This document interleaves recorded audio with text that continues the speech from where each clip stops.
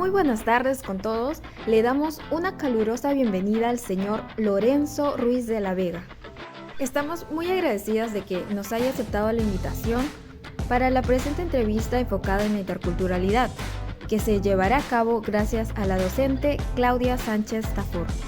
El señor Lorenzo es traductor e intérprete de la lengua quechua, acreditado por el Ministerio de Cultura, ha realizado múltiples trabajos de traducción de la lengua originaria, desarrollo y tecnología para el fortalecimiento de la lengua originaria, producción y locución audiovisual, entre otros.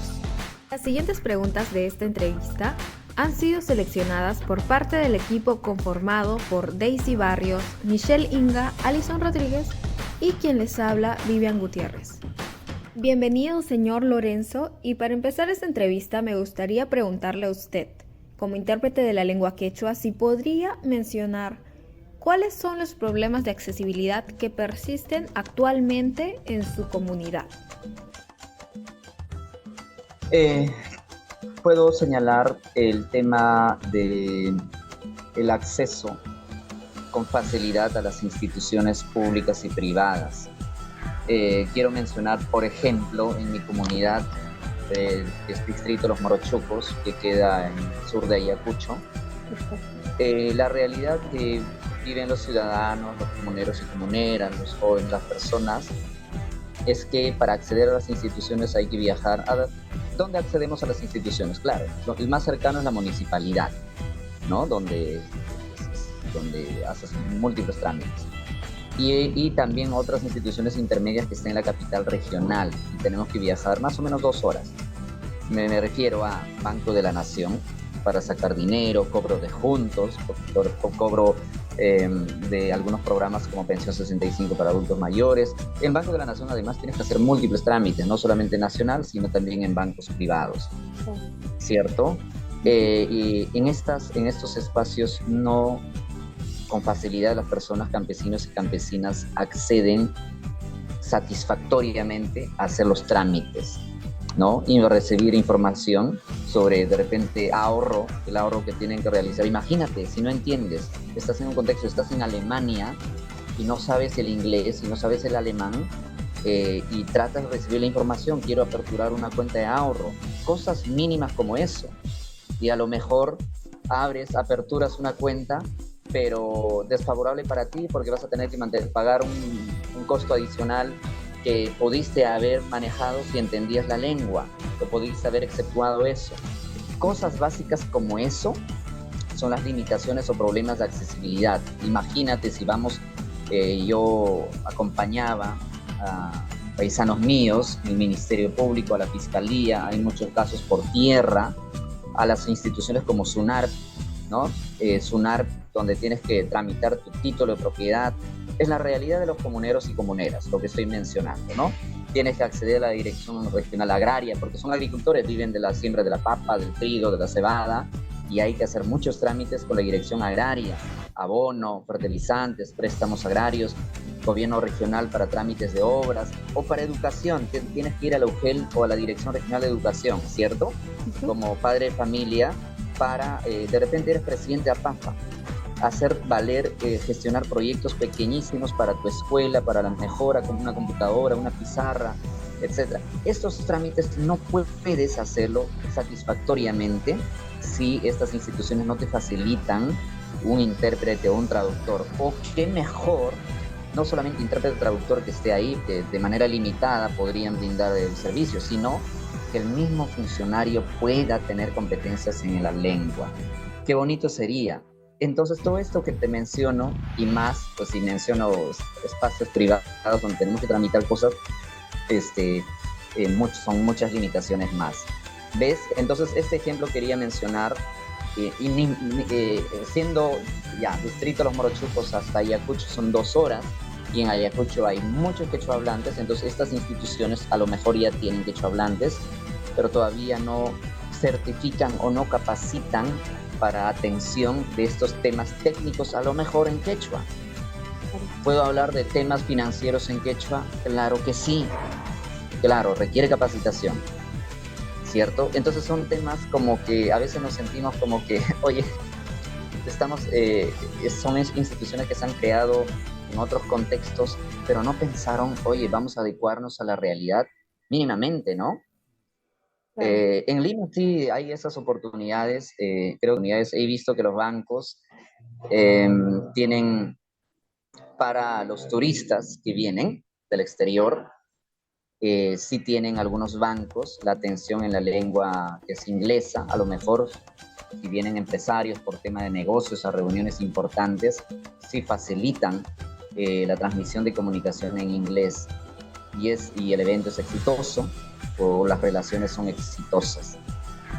Puedo ejemplificar las limitaciones de accesibilidad con estos que estoy señalando, que solo pasa en mi distrito y a nivel nacional todavía en otras lenguas originarias más excluidas, a diferencia del quechua como la aymara, como el shipibo, ashaninka, que están en los lugares más recónditos, todavía peor la situación.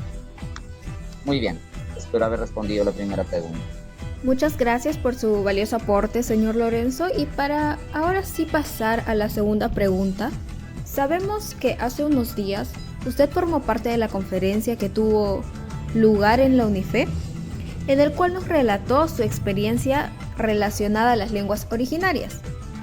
Y por ese motivo mi pregunta es, como intérprete de la lengua quechua, nuevamente, ¿podría comentarnos un caso en el que los derechos de su pueblo fueron vulnerados y qué sentimientos tuvo usted como tal, como intérprete? Quisiera señalar tres casos de vulneración de derechos. Solo un caso, pero quiero caracterizarlo con 3 puntos. Por ejemplo, como expuse en la Universidad UNIFE, Universidad Femenina del Sagrado Corazón, esta experiencia de asistencia como intérprete en las detenciones de los estudiantes, de dirigentes o simplemente ciudadanos que han venido a manifestarse en Lima y estaban hospedados en el espacio de la San Marcos, ¿no? Entonces, donde fueron detenidos, que considero arbitrariamente, pero todo ese proceso de detención se ha llevado a cabo vulnerando otros derechos secundarios que podría considerar. El hecho de la detención ya era vulneración del derecho a la protesta. Como en todo país, ustedes estudian seguramente diferentes realidades. En todos los países existen las protestas, donde sea existen las protestas. Si por ahí están, no sé, talando árboles para aperturar más pistas en Lima, los vecinos se organizan porque quieren su área verde y protestan. Hay protestas por todo, ¿cierto? Animalistas protestan, si queremos agua limpia protestamos, el tema de derechos sexuales protestan, por transporte protestamos. Las protestas son parte de la vida democrática, digamos. Es una manera de expresarse, es una manera de pronunciarse. Por lo tanto, en esta manera de pronunciarse, que es el derecho a la protesta, ha sido una vulneración clarísima al hecho de, en el momento de la detención arbitraria en San Marcos. Yo conversé allá con ancianas, yo de 70 años, 80 años que habían venido y me hablaban en su lengua, quechua, y decían, yo no tengo dónde quedarme en Lima, pero ¿por qué has venido? He venido a protestar, pero no por mí, sino por mis nietos, porque tengo varios nietos, porque el futuro de ellos considero que debo defender expresándome. Pero yo no invadí porque me estaban acusando de que yo ilegalmente entré a la San Marcos para robar algo, para apropiarme de la propiedad, para ocupar ilegalmente la San Marcos.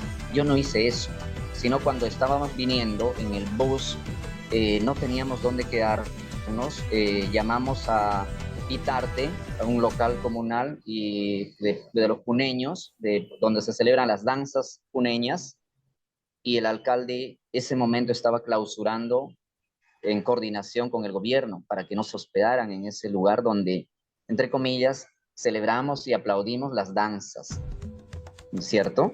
Pero no sus derechos, no escuchamos. Baila bonito, vístete bonito, haz un show para mí, pero si protestas, no, en ese caso no te vamos a recibir en este local de los puneños, ¿cierto? Entonces, El anciano me decía, el adulto mayor me decía, los estudiantes felizmente nos llamaron al coordinador del bus para decirnos aquí hay un espacio, hospédense unos días hasta encontrar otro lugar. Por eso vine. Eso, por ejemplo, me contaba llorando en el momento de la detención. Entonces, pero esta detención también, ya, digamos, todo ciudadano, cuando tú estás manejando tu carro en Lima, cuando te detiene un policía, es obligatorio que te diga con un papelito por qué te está deteniendo. Y en este caso estaban vulnerando incluso ese pequeño derecho de informarse de por qué me estás deteniendo.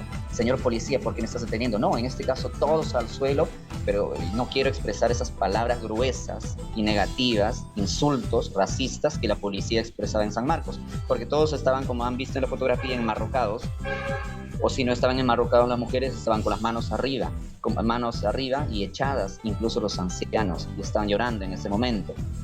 Entonces era necesario eso, como si ¿quién hubiese entrado? Los hinchas, la barra brava de Alianza Lima, ni que fuera la barra brava de Alianza Lima o de la U pudieran ser detenidos de esa manera, ¿no? Yo creo que a la barra brava dirían, cuando están causando violencia, dirían, deténganse, o en ese caso quizás algunas medidas necesarias para detener si es que hay violencia, pero en este caso no había violencia y no era ese necesario, sino era demostración de dominación racista, ¿correcto? Entonces eso, por ejemplo, y en ese momento pidieron algunos, quiero mi abogado. Se supone cuando te detienen, sí te tienen que facilitar un abogado. No le permitieron acceder a abogado, ahí están vulnerando. Se supone la policía tiene que tratarte adecuadamente, pero para la policía, para salvarse de esto que han hecho en el camino, cuando ya están en el bus, en el carro de transporte hacia la comisaría del centro de Lima, les ha hecho firmar papeles rápidamente, diciendo, firmen, es para que salgan rápido.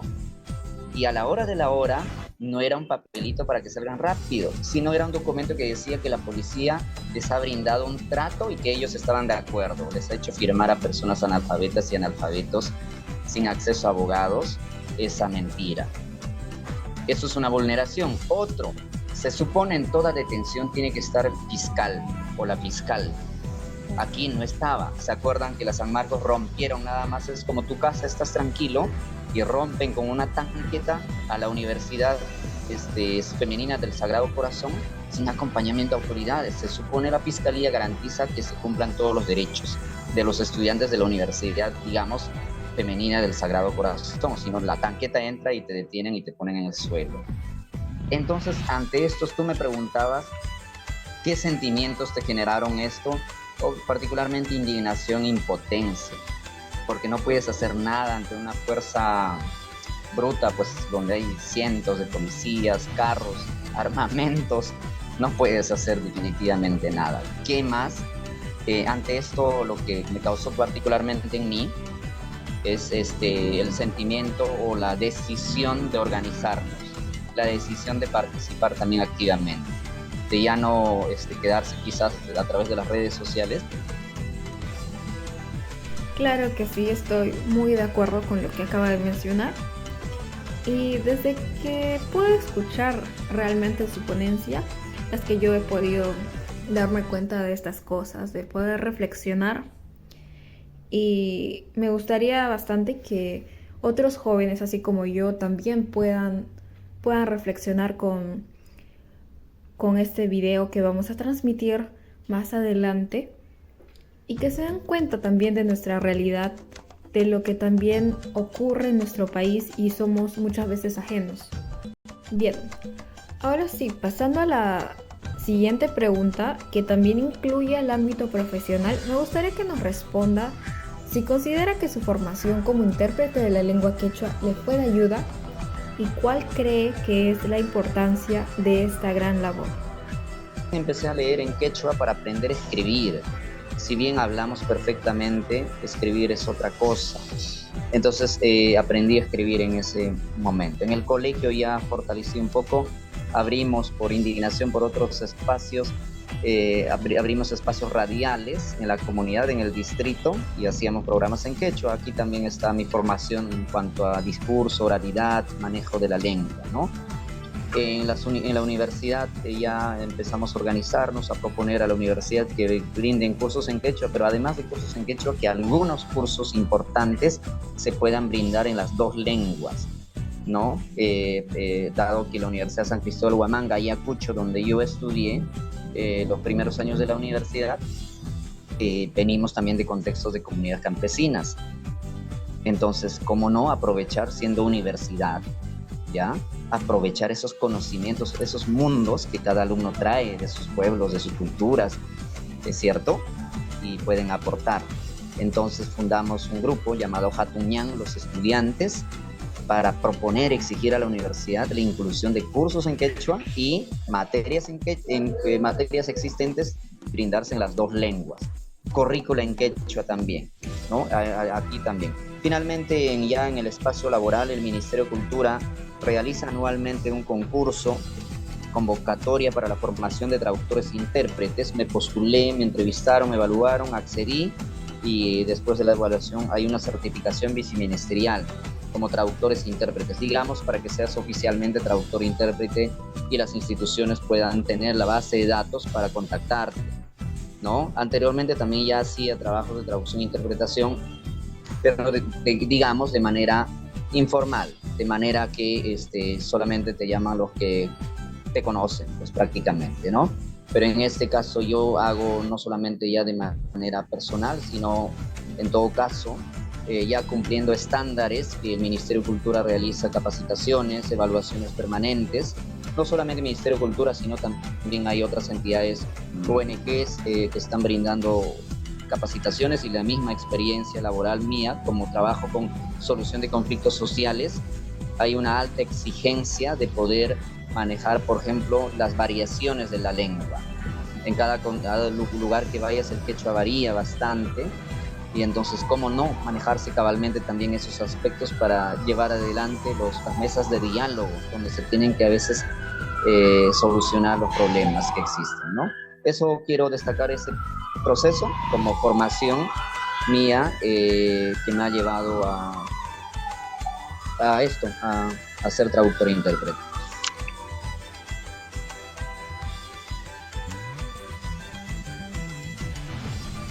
Bueno, sí, soy Vivian y con la última pregunta para simplemente hacerla recordar, la semana pasada, el martes 20, estaban reunidos estudiantes de diferentes carreras, principalmente la nuestra, que es traducción e interpretación, y pudimos observar un gran interés, incluso indignación ante las ponencias y lo que nos iban contando, tanto usted como sus otros compañeros exponentes. Y frente a ello, hay muchos estudiantes de nuestra carrera que han manifestado que les gustaría realizar o accionar frente a esto. Y es por ello que viene la última pregunta de qué consejos le brindaría usted a las recién egresadas que desean incluir en este ámbito. Y a su vez resalten la interculturalidad, que es muy importante. Muy bien, es muy importante esto que pregunten. Me alegra como estudiantes se puedan preocupar en estos aspectos que ya es de vida, ¿no? Ya es de vida, porque vas a salir al mundo laboral y toparte con situaciones a veces mucho más difíciles. Quiero poner tres consejos. Uno, romper esquemas. Dos, profundizar la formación en interculturalidad o ciudadanía intercultural. Y tres, profundizar la formación en la realidad social.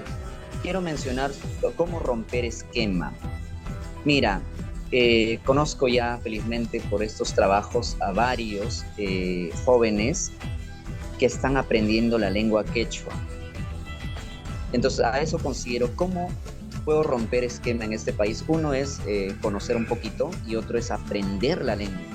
Se puede aprender el inglés, por supuesto que aprendemos el inglés porque tenemos la oportunidad de estudiar desde colegio o en la universidad es obligatorio, incluso para graduarse.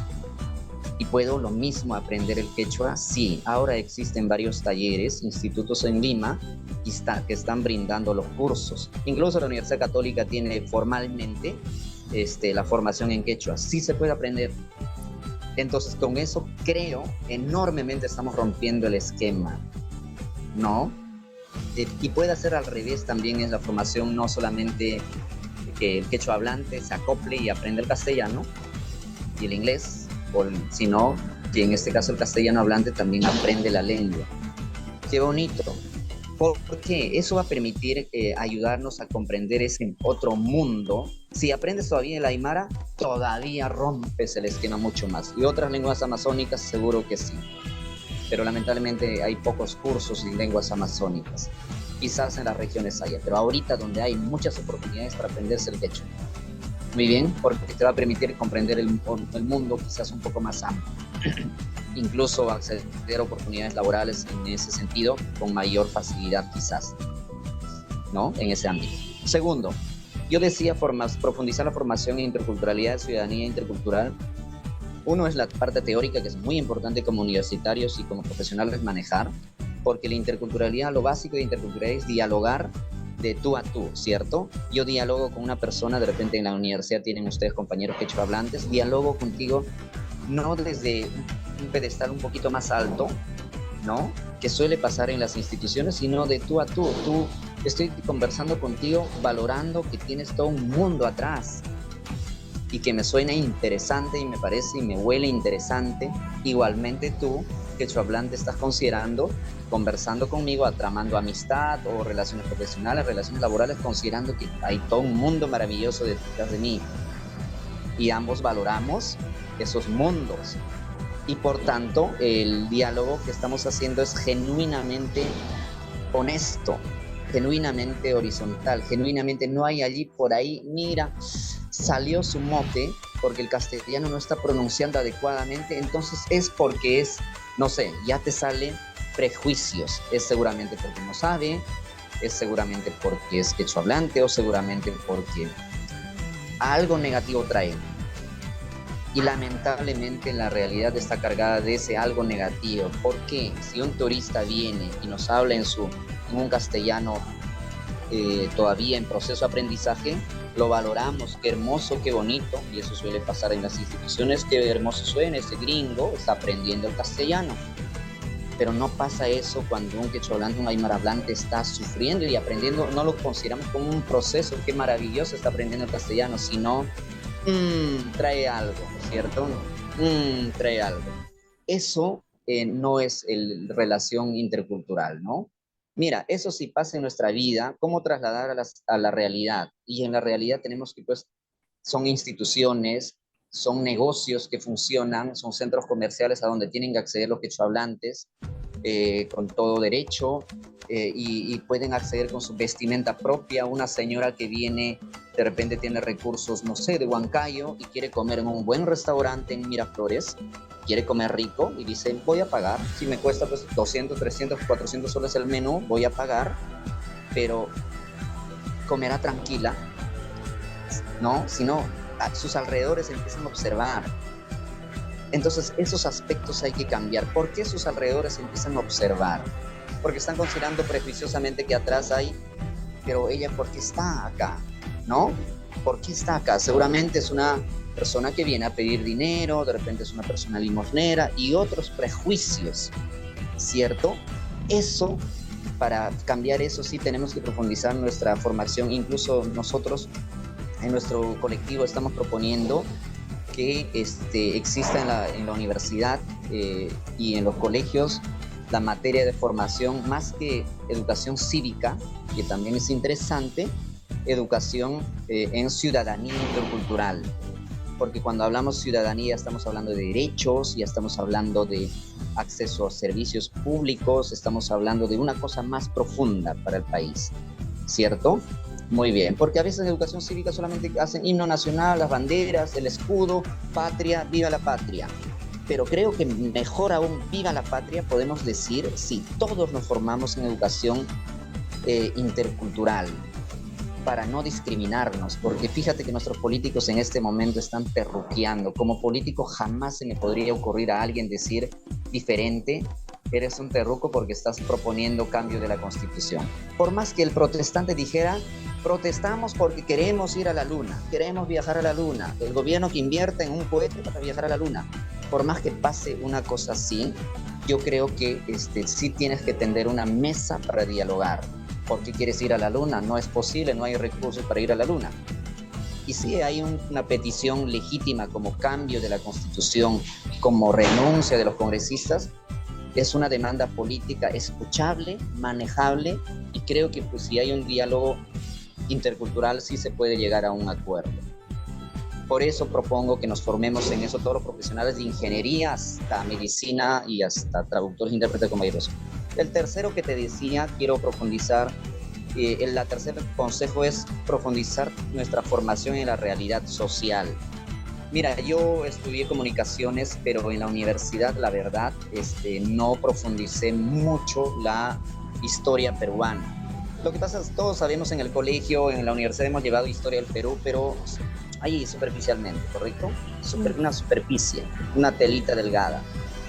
Y ahora, por el mundo laboral y porque estoy en estos, me permite comprender mucho mejor. Y creo que jóvenes hay que estudiar la historia del Perú y ver sus autores. Hay autores que nos dicen que la historia del Perú se ha fundado, por ejemplo, San Martín. Yo recién me entero que San Martín proponía la monarquía. Entonces, por eso les recomiendo estudiar la historia del Perú. La Católica, Instituto de Estudios Peruanos y varias universidades han hecho buenas investigaciones recientes y hay muy buenos libros. Como jóvenes podemos profundizar, porque estudiar la historia, el pasado, creo que sí nos orienta en qué tipo de futuro queremos. Si no estudiamos el pasado, no vamos a saber qué tipo de presente y futuro queremos y estamos dando vueltas con los mismos problemas. Eso, y historia económica también, estoy interesado en historia económica. ¿Por qué? Porque justamente son los problemas actuales ahorita.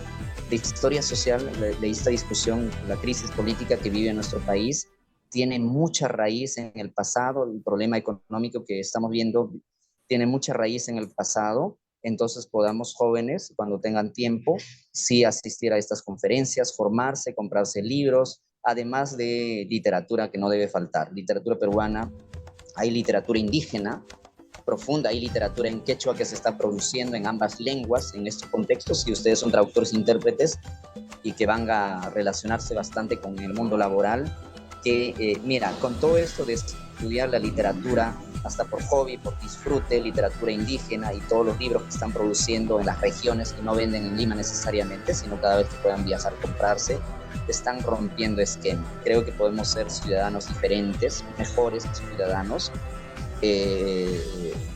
esos ciudadanos que no solamente cantan el himno nacional, sino lo practican de día a día, ¿no? Desde no botar la basurita a la calle, no botar la cáscara del plátano a la calle, desde sancionar o llamar la atención a una persona que está discriminando.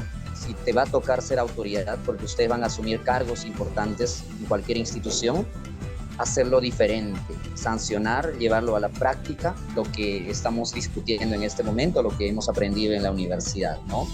Y creo que no podemos pender nuestro alma a estas prácticas pequeñas de corrupción, como sobornar al policía, como botar la basura a la calle, maltratar a los animales, discriminar, tolerar la corrupción. No podemos vender nuestra alma. Para no vender tenemos que sí formarnos profundamente en la realidad social, y cada vez que viajemos a las regiones podamos también con genuino interés conversar con las personas de esas culturas, con la finalidad de ampliar también nuestro conocimiento. Fíjate, todo ese conocimiento, súmale tu mundo que viene atrás, creo que comprendemos de una manera más amplia, ¿cierto? Eso serían las recomendaciones que puedo brindar a ustedes.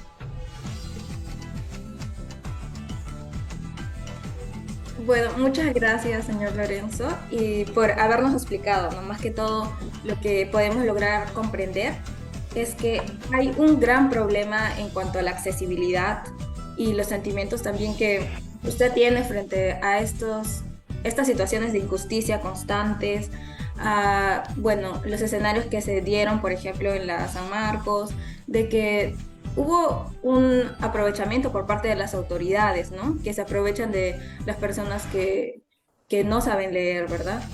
Ese tipo de aspectos.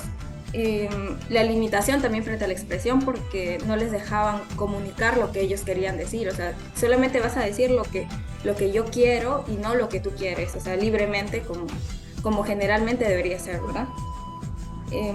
Y bueno, por otra parte también la demanda de una educación con una currícula intercultural bilingüe, también que es lo que se está queriendo a nivel nacional, ¿no? Más que todo, también para las lenguas amazónicas, las hablantes también, aymaras, entre otras.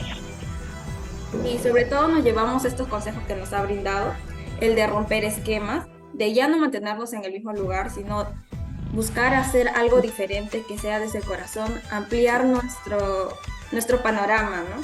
El poder sumar el punto de vista, la vida, todo lo que pueda hacer de las otras personas y también sumarle a lo que nosotros también tenemos por dar. Y frente a ello tendríamos algo mucho más rico entre todos nosotros, ¿no? Por otra parte, la ciudadanía intercultural, que es muy importante profundizarla, para dejar, como usted mismo mencionó, de terroquearnos, ¿no? Al no entendernos y ponernos en el lugar del otro, tener esa empatía, ¿no? Y por último, la realidad nacional, para poder tomar el pasado y no repetir lo mismo, los mismos errores del pasado en nuestro presente y tener y planear sobre todo un mejor futuro para las nuevas generaciones y para todos los que estamos ahora con vida. Y no esperar de repente que suceda algo como en el pasado, sino tratar de hacer las cosas mucho mejor, ¿no? Y eso creo que es lo que me llevo y nos llevamos también nuestras compañeras.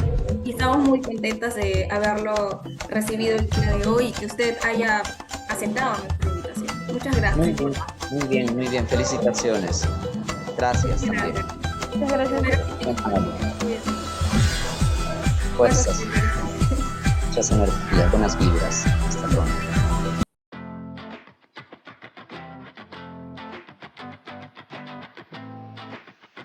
Como reflexión en base a la entrevista que se llevó a cabo, rescatamos la idea de intentar no ir por el camino común, sino animarnos a romper los moldes predeterminados que nos alejan de una conexión más profunda con las lenguas originarias.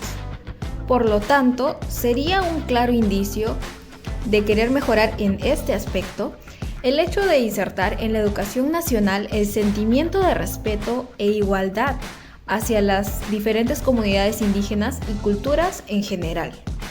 Es elemental a su vez que nosotros mismos busquemos cursos como estos que nos ha mencionado previamente el señor Lorenzo, ya que son muy importantes y vitales en la vida de las personas para que así aprendamos a dialogar de una vez desde una perspectiva donde se valore la cultura e identidad de cada uno.